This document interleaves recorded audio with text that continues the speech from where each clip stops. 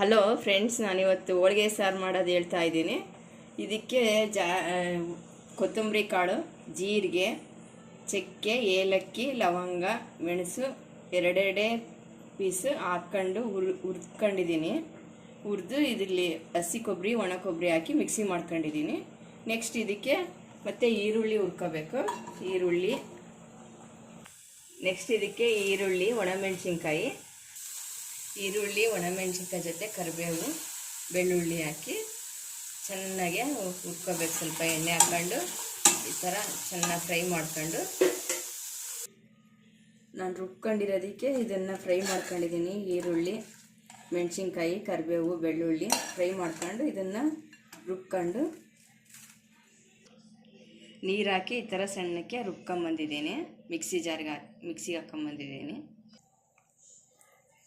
ರುಬ್ಬಿಟ್ಕೊಂಡಿದ್ದಾದಮೇಲೆ ಒಲೆ ಸ್ಟವ್ ಹಚ್ಚಿ ಪಾತ್ರೆ ಇಟ್ಟು ಸಾಂಬಾರು ಮಾಡ್ತಾಯಿದ್ದೀನಿ. ಇದಕ್ಕೆ ಎಣ್ಣೆ ಕಾದ್ಮೇಲೆ ಸಾಸಿವೆ ಹಾಕಿ ಹಿಂಗೆ ಹಾಕಿ ಒಗ್ಗರಣೆ ಕೊಡ್ತಾಯಿದ್ದೀನಿ.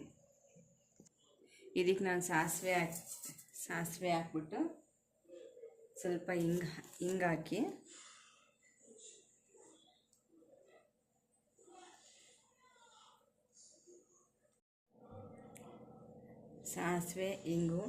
ಸಾಸಿವೆ ಸಿಡಿದ್ಮೇಲೆ ಅದಕ್ಕೆ ಒಣಮೆಣಸಿನ್ಕಾಯಿ, ಕರಿಬೇವು, ಬೆಳ್ಳುಳ್ಳಿ ಹಾಕಿ ಒಗ್ಗರಣೆ ಕೊಡ್ತಾಯಿದ್ದೀನಿ. ಸಾಸಿವೆ ಸಿಡಿಬೇಕಿದು. ಸಾಸಿವೆ ಸಿಡಿದ್ಮೇಲೆ ಹಾಕೋದು. ಸಾಸಿವೆ ಸಿಡಿತಾ ಇದೆ ಈಗ. ಇದಕ್ಕೆ ನಾನು ಬೆಳ್ಳುಳ್ಳಿ, ಒಣಮೆಣಸಿನ್ಕಾಯಿ, ಕರಿಬೇವು ಹಾಕಿದ್ದೀನಿ. ಇದು ಫ್ರೈ ಆದಮೇಲೆ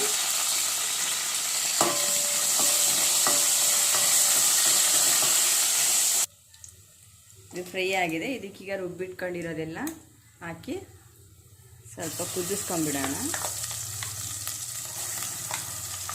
ಈ ಥರ ಇದನ್ನು ಹಾಕಿ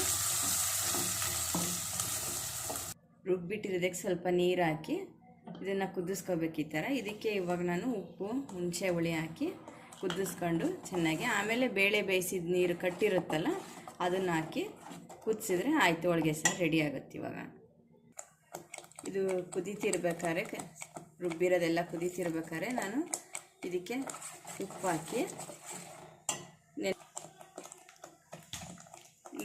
ಸ್ವಲ್ಪ ಹುಣಸೆಹಣ್ಣು ನೆನೆ ಇಟ್ಕೊಂಡಿದ್ದೀನಿ. ಇದನ್ನು ಹಾಕ್ತೀನಿ. ಇವಾಗ ಹುಣಸೆ ಹುಳಿ ಹಾಕ್ತೀನಿ. ರುಚಿಗೆ ತಕ್ಕಷ್ಟು ಉಪ್ಪು, ಹುಳಿ ಹಾಕಿ ನಾನು ಇದನ್ನು ಬೇಯಿಸಿಟ್ಕೊಂಡಿದ್ದೆ. ಇದನ್ನು ಬೇಳೆ ಬೇಯಿಸಿ ತೆಕ್ಕೊಂಡಿದ್ದೀನಿ.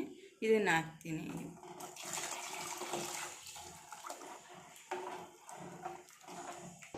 ಇವಾಗ ಸಾಂಬಾರು ಕುದೀತಾ ಇದೆ. ಲಾಸ್ಟಾಗಿ ಇದಕ್ಕೆ ಕೊತ್ತಂಬರಿ ಸೊಪ್ಪು ಹಾಕಿ ಚೆನ್ನಾಗಿ ಕುದಿಸಿ ಕೆಳಗಿಳಿಸಿದ್ರೆ ಹೋಳಿಗೆ ಸಾಂಬಾರು ರೆಡಿ ಆಯಿತು. ಇಷ್ಟೇ ಹೋಳಿಗೆ ಸಾಂಬಾರು, ಈಸಿ ಮಾಡೋದು.